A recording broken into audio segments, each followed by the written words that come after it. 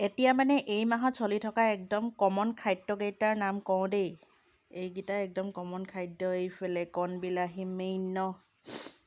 প্ৰতি ঘৰতে প্ৰতি ঘৰৰ পাকঘৰতে কণবিলাহী পাবই। তাৰ পাছতে পাব আৰু এইফালে জাতিলাও।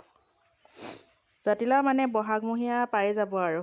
এইফালে জাতিলাও, তাৰ পাছতে কণবিলাহী আৰু বিশেষ বস্তু এটা দেখাম দেই, সেইটো চবৰ ঘৰতে পাকঘৰত পাবই আৰু।